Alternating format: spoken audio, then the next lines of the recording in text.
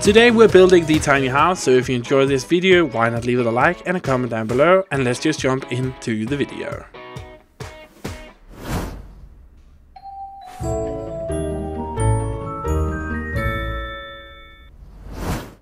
So hello everyone, Auvbri here and welcome back to another speed build in The Sims 4. Today we are going really small. So I have been watching a lot of videos on YouTube about tiny houses, and they seem to be the real deal. And a lot of people seem to be raving about them, and I can really understand why. It's a really interesting living concept. So I decided to try and build one in The Sims 4. So that's what we're going to do today. And as you can see, it's a very small build. I decided to go with kind of a vibe of a trailer. So we're gonna, when we move to the outside, we're gonna kind of manipulate stuff so it looks like trailer wheels and it has all that stuff on it. So a truck could just pick it up and move along. But it's not that big of a house, but it has every single thing that you need. So we have a bathroom with a shower, a toilet and a sink, and we have a very nice spacious kitchen. We have a living room area, and then we have the bedroom slash dining room slash office area. So what is actually going on in a tiny house? So it's all about space. You need to maximize the space that you have, and since The Sims 4 live on a grid-based system, like we can see here, I actually had the grid on for most of my building in this. And if you guys know me, I hate having the grid on while I'm building. I think it's very distracting, but I actually needed it to be on for this video. So I could kind of see where everything was going. I also play tested every single thing in this build to make sure that I could build how I wanted to. So first off, what we started to do was with the bed. And this is just a placeholder bed, but I needed my sim to be able to move up to the bed upstairs if I moved it up into the air. And then we switched the angles. I tried to figure out how I was going to anchor this bed so it wasn't just floating in the air. We're going to figure that out in a little bit, but I also was searching for something to use as a ladder here. I'm gonna find something in a little bit. It's from Dine Out. It's kind of like this wall separator that we have here. I thought that looked like a ladder, and if I stacked them on top of one another, you kind of get this ladder feel. So as I said before, every single thing in this house is play tested. I tested it several times to make sure that everything was working properly. And yeah, now we're just doing the anchoring of the bed. So I needed the bed not to just float in midair. So we had like these L-shaped, I'm not sure what they are actually. They came with the Get Together expansion pack. But it's kind of like this L-shaped thing for the outside, and they worked perfectly. So we just raised those up a bit and use them to kind of hold the bed up so it looks a bit more realistic. Then on the upper level here, I'm gonna say upper level because we have a slight slope down and then it goes up again into the back room, and that was just kind of to distinguish the two rooms from one another. So we have the living room here, and it's actually one big open space. The only space that is not open is the bathroom. So it's one big open space, but I tried to make it feel like it's different room, like it's separate rooms. And I think I achieved that with the half walls and, you know, the fact that we have like this slope down into the ground and then it goes up again. It kind of makes it feel like it's separate rooms.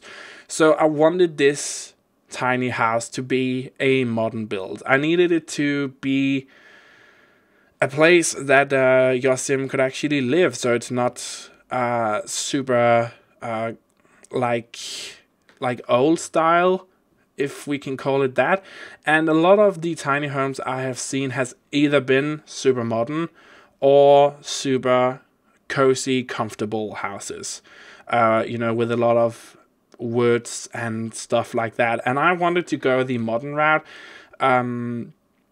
just because that is the style that I like the most. So again, the kitchen here, we needed it to be a kitchen that was large enough for your sim to actually be able to do stuff, but it also needed to be small enough so it wouldn't get too much in the way. And I kind of created this feeling with the kitchen that it is a very large kitchen with all of the cabinets on the wall. So again, in a tiny house, what you need to do is maximize your space so you get the most space out of this little area that you have. So we use a lot of stuff to hang on the walls, and you're gonna see down in the living room. I'm gonna create like this fake dining area. But for the kitchen, I think it turned out really nice. It's a nice small kitchen, but it still feels very big, seeing that it is in a very tiny home. And now we moved into the bathroom. Yeah, again, I also tested everything in here because it was a very, very small space, and there's always the chance that your sim can't actually open the door or like use the sink if you place something in the other corner. But everything is functional in here. I wanted it to still be modern, but with a kind of twist on it. And I'm really happy about how the whole place turned out. I think everything has a very cohesive design aesthetic, if that makes any sense whatsoever. So we just put in like this shelving unit from the Laundry Day stuff pack, and again tested everything works. The only thing that you need to put into this build, actually, I'm remembering that now, you need to put in some place for your washing opportunities. So I put in a clothing line and I put in a laundry basket. But if you want to actually be able to wash your clothes, you need to put in either a washing machine, which I don't see happening because, like, where would you put it? Or you could put in a, like, that clothing bucket washing thing. So that's kind of your options if you have the Laundry Day stuff pack. So we've moved down into the living room here. Up against the wall, as you see me do now, I put these two bar stools because I kind of wanted that to act as a fake, you cannot use it, but as a fake dining spot. So again, maximizing space, and you could kind of still sit down, enjoy TV. It's not the biggest TV, but it fits what we're trying to do here. Again, I wanted to put in some plants just to kind of open the space up and make it feel a bit more homey and lived in. Just moving those columns. Wow, I'm really messing up words today, I'm sorry. But yeah, again, you cannot use that that's like fake dining space. So I just put a bunch of stuff around it. So it's purely for aesthetics and looks. But again, I'm testing regularly throughout this speed build to make sure that everything was working. And she could also use the desk even though it was underneath the bed, which was a good thing. And then I found out, oh my god, I didn't know this, but you can place those small candle lights in the like little glass cube. You can place those on the half wall. How freaking cool is that? I did not know that. So here I was kind of testing the dining space to see if I could place the chairs like this. I could, but eventually I just decided to put it into a corner because I didn't like how it looked. And then, you know, some stuff to kind of brighten up the place, some decorations. Moving outside, these decks with the staircases here is of course meant to be like little decks that you could kind of take off or push underneath the trailer, whatever. But that's kind of like the aesthetics that I was going for. And though that kind of round thing I placed in the front, we're going to use that as a wheel.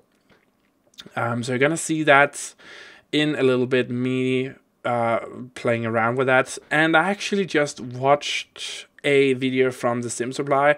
I try not to watch too many videos from other Sims, but it is a really good other Sims builders, but it is a really good way of getting ideas and inspiration, learning new stuff. And he said in that video that if you are having trouble placing stuff near your house when you have it on a foundation, which I am having trouble with, you can just remove the foundation, place your stuff where it needs to go, and then put the foundation back, and then everything will kind of fit. And unless it's too far in the grids that it's going into the room, then it will go up again.